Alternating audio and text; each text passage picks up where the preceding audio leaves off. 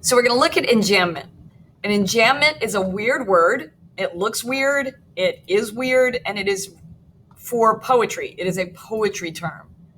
So I'm going to show you the assignment, and I'm going to show you how to create significance with line breaks. And line breaks are really what enjambment is all about.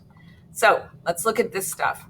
A line break is the deliberately placed threshold where a line of poetry ends and the next one begins. But there's a difference between a line and a sentence.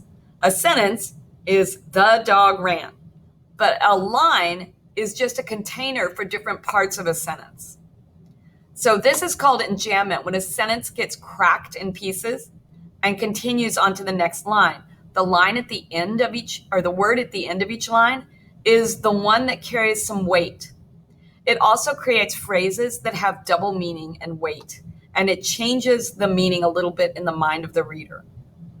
When you use enjambment, and I'm going to ask you to, in your poems, never end a line on a conjunction, because it will not create the tension you want. Sometimes it will, but most of the time it won't.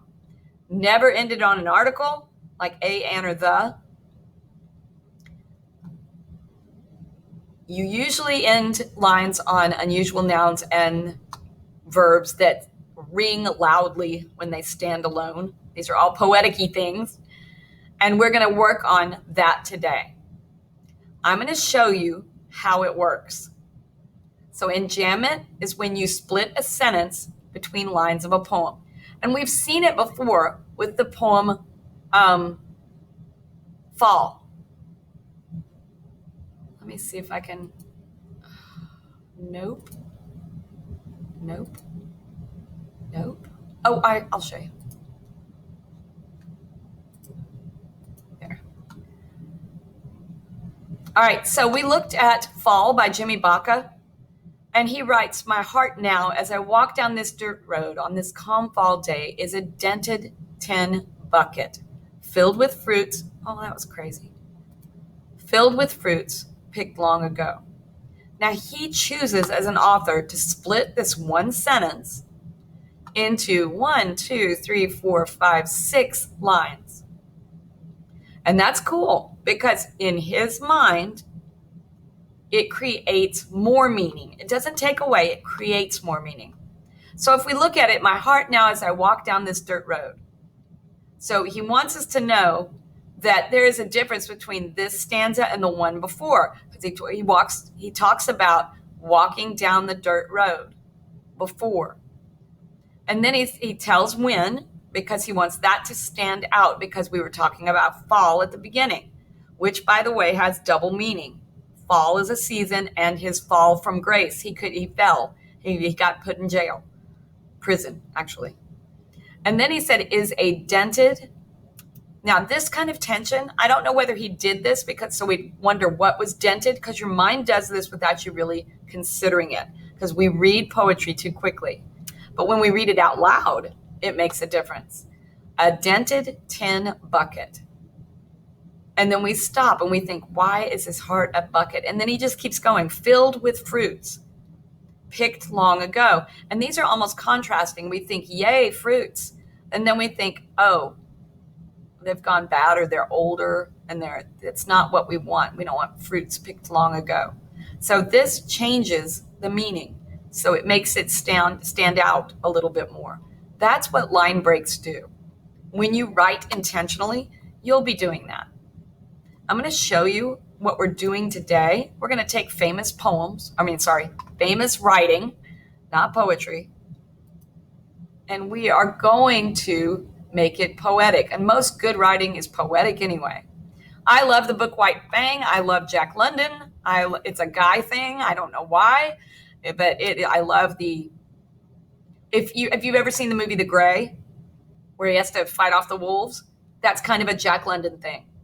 This one's White Fang, and it's a wolf breed dog, half-breed dog that just is this guy's companion. And it's amazing story.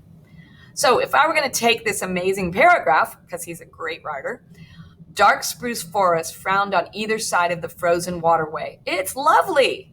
Forest frowned, frozen. I've got alliteration. And he's just writing. But to make it a poem, I can start breaking lines. Am I on the copy? I want the copy. Sorry. All right. Dark spruce forest. Now, if I'm going for maybe tone, which that's a big deal in this paragraph. I've got dark spruce forest frowned on either side.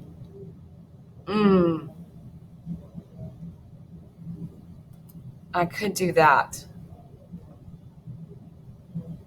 I almost want to take out of, I can't put it there because that's one of my rules. On either side of doesn't sound good anyway.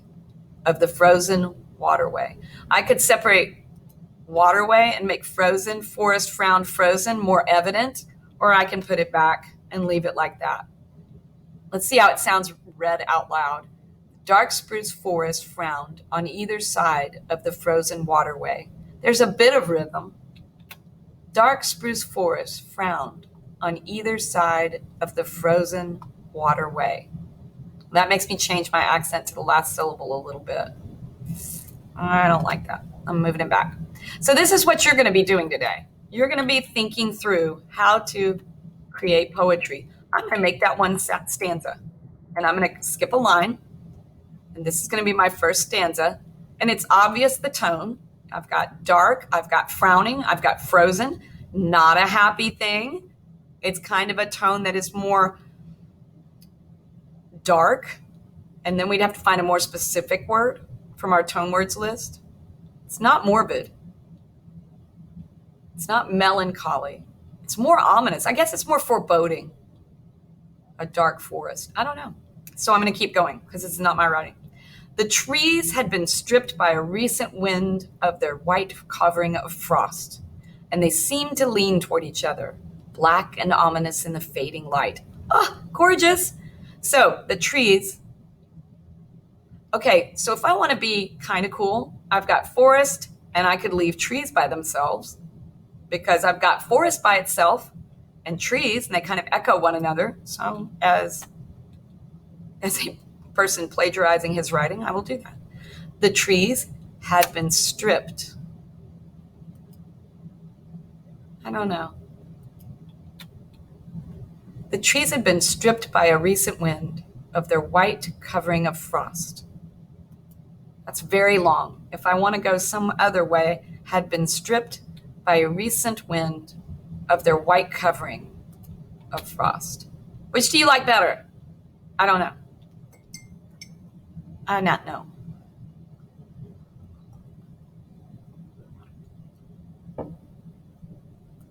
Do you have an opinion? Is everybody asleep? Think of what you think sounds better. And then I would go black and ominous in the fading light. Those are very obvious, what I just did. Those are really obvious places to do that. And then I would go to something else.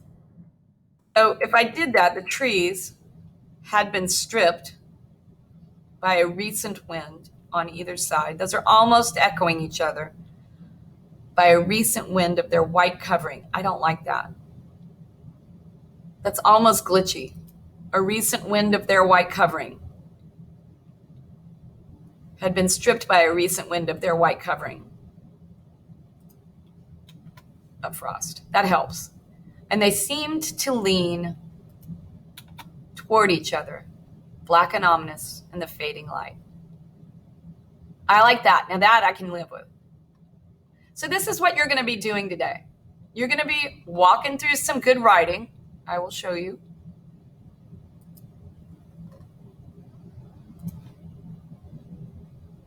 With 3 different pieces of writing. Now, I know that 3 is pretty ambitious. I'm going to ask that you walk through 2 of them. And I know this is the shorter one, so dang it, I know that you're going to pick that one. So this is from Tuck Everlasting. This is from Of Mice and Men. And this is, I love this paragraph. This is from 1984. And it was written in the 50s, but I want you to see how amazing this is today. So I would like for you to do 2 of these. And all you have to do, you can copy them and paste them onto a Google Doc, which is what I would like for you to do, and then split them up like I just walked through with mine. Where did I put it? Right there. Split them up, and then we'll talk about your choices tomorrow. Okay? That's what we're doing. Do y'all have questions?